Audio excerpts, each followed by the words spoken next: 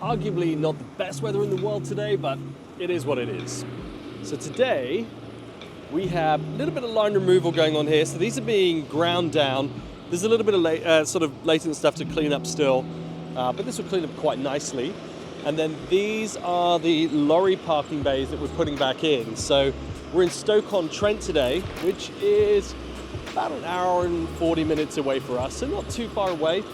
Now we're using a cold applied system because this is on concrete, but you can get away with a primer and some thermo if you really want.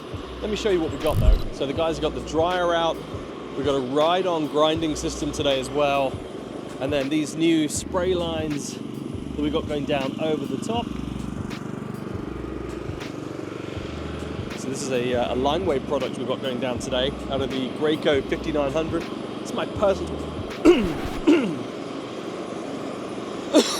Bloody hell. That's actually my personal favorite, that one. We also got the Hammerjet on today as well. Hey, John. So this is what we use as a turbine drying system as opposed to running sort of propane lances that you see as well. Just flick this off. We don't actually use this a great deal. This is a ride-on system. So the idea is, you know, we can drive around, use the grinder, or you can attach it to one of the line marking machines. So on the back of the line markers, you've got like a small attachment you can put it on. In fact, let me show you what it's like when you drive around. So all we want to do is sit down on these things. You've got a small key switch down here. Start it up. That's it running. Full throttle. And then on here, you can control the cutting discs if you want, but we just take it for a spin around. I'll show you what it's like.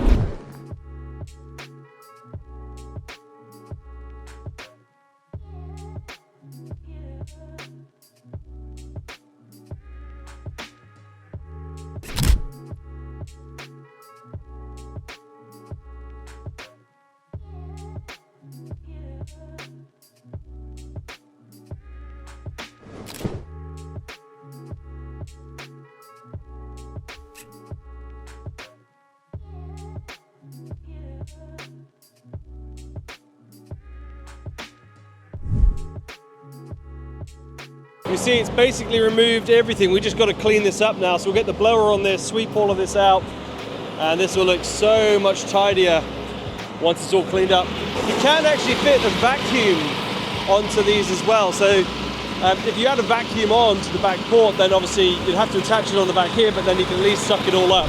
Turbine dryers like this, I mean, these things are an absolute game changer when it comes to drying the ground over an HCA or even a propane sort of push along mini HCA. A little bit noisy, but they do an amazing job.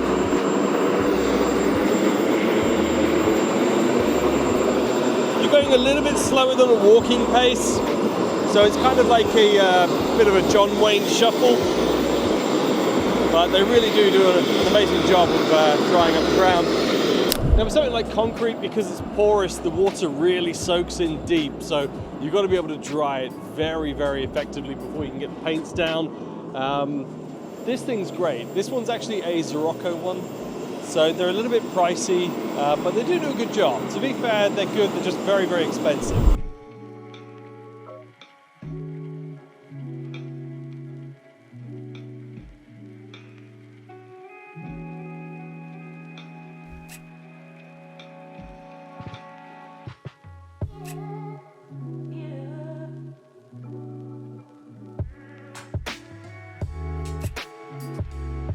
Now for those of you who are interested in the turbine dryers, maybe you've used a Sirocco or a similar system, there is a brand new turbine dryer coming out this year, 2024, I believe maybe towards the end of the year, last quarter, that sort of thing. So maybe October, November, December, sometime around then anyway.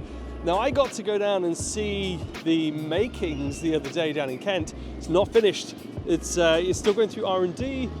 Has a little bit of a way to go in testing. Here comes Lee as well. But you know, it will be released this year. I'm personally super excited because, I mean, we have to dry everything we do outside. And we use the Sirocco. which has been great, don't get me wrong, but it is a very expensive machine. The Scirocco sets you back around £20,000. Hold up, dude. Guy gonna drive over the lines. Yeah, the Scirocco, don't get me wrong, they're great, but they're £20,000 a piece nearly, or about 18,000, plus you got to pay the import tax. So by the time you pay all of it, maybe 19, 20,000, give or take.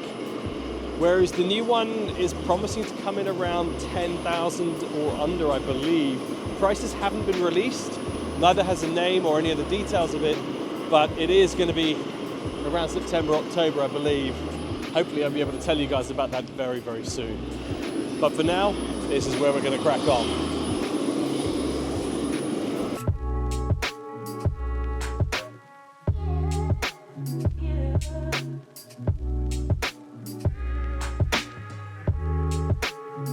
So while Lee's having a bit of a chat with the customer, I thought maybe I might grab a line marking machine and chuck in the yellow lines that we see going down here.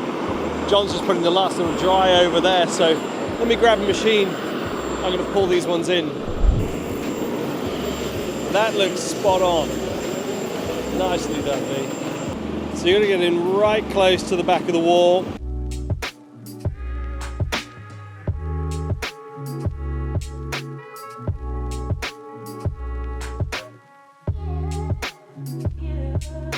Look how good it is when it goes down. It's such a thick product.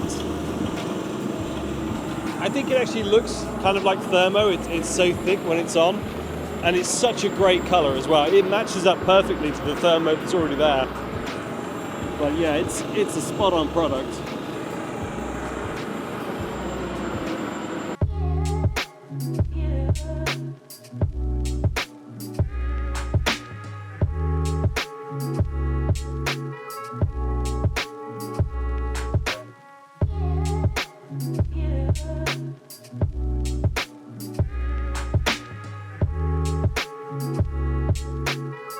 In many ways, I actually prefer this to thermoplastic.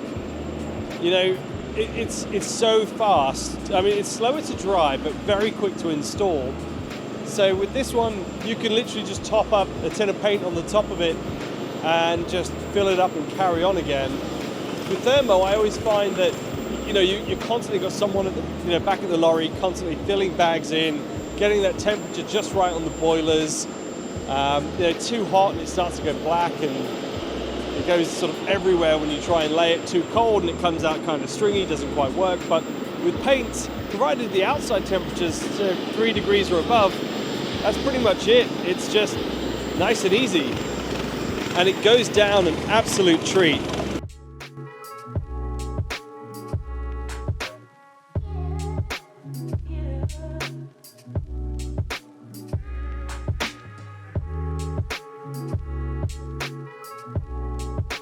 So this is actually a fairly sizable project. I think there's just over 100, 120 maybe lorry parking bays to go in, and then maybe some smaller bays as well, some vans, I believe. So yeah, quite a bit to go in. In fact, these are double bays. So as you can see all the way down here, normal bay for something like this, we might do say 20 meters. These ones are going in at 40 meters.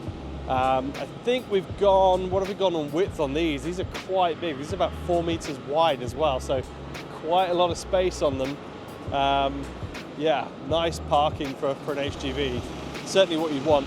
The next area we're doing is actually this area right here where they're jet washing. So this is the truck wash down area.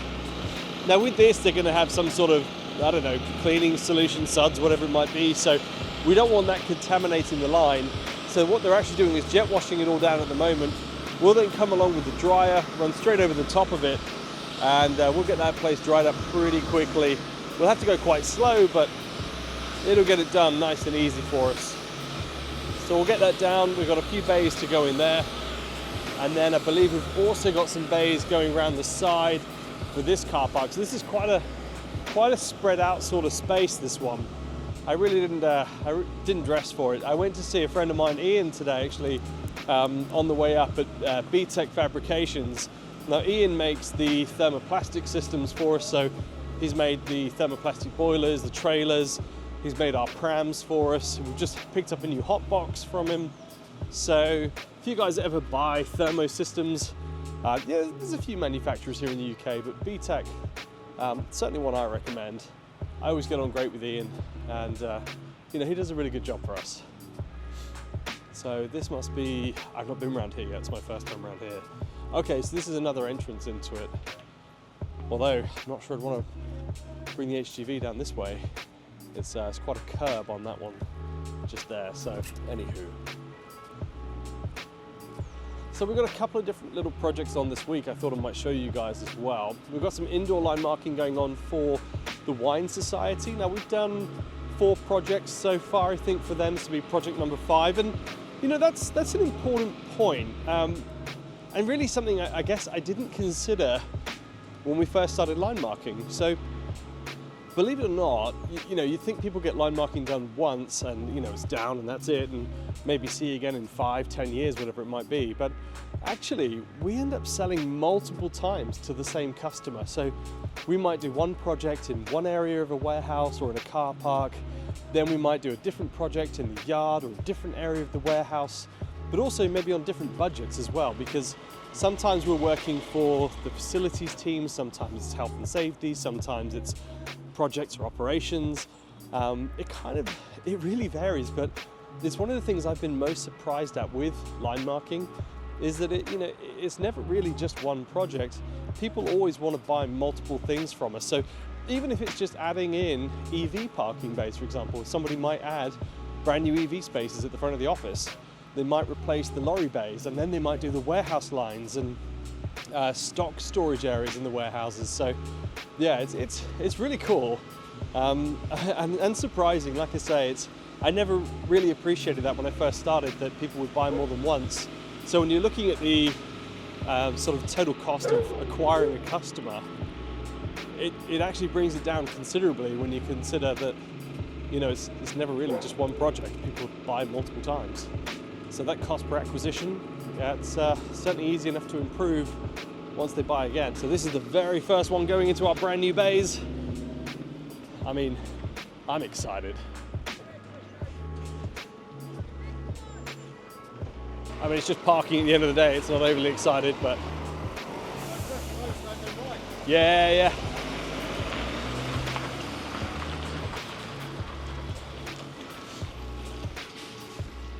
Don't you get them dirty now?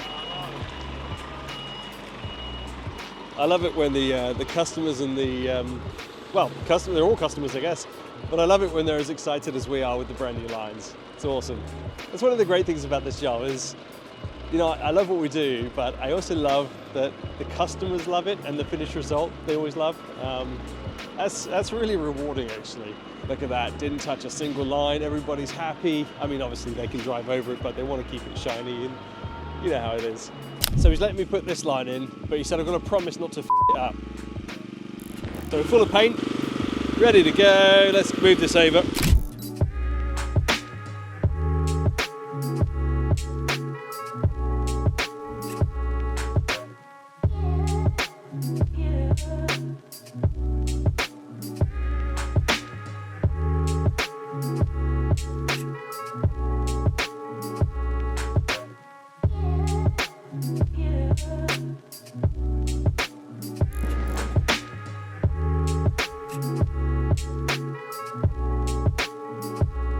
So in an ideal world, you'd be able to sort of dry and have the machine follow right up behind, but because it's so wet, it just takes a little bit longer to go. You've got to sort of shuffle along, and it's worth just waiting till the end, to be honest. So we've got 2 more to go in the side here, and then paint, I believe, where these bays are along here. But it's looking pretty good already, isn't it? I like it.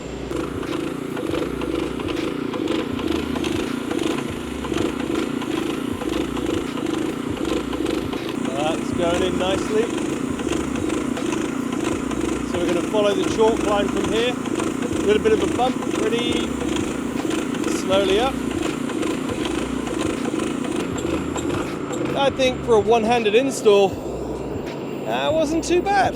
Yeah, it's a little all over the place, this one. It's quite a ridge. Let me show you. It doesn't look like much, cigarettes, lovely. But when you're pushing a machine up, that weighs, I don't know, 120 kilos plus the paint. Probably talking 140, 150 kilos. Yeah, it's quite a bit, one-handed. So we need to start again. This line I've got right here, so where John's just right in the middle, all the way down there. Now we'll go downhill ever so slightly this time, so it should be a little bit easier. Now, I don't know if I mentioned, but this little project is being sponsored with Lineway paint. So we use Lineway for pretty much all of our external line markings now. And we've been working with Ash for, say, about a year, give or take. But it honestly, best products out there. So if you guys are looking for a really super durable and reliable paint, I would personally recommend using Lineway. It's pretty much all we use outdoors. Now we do use other suppliers as well, but when it comes to these outdoor lines looking like this, that's the product we use.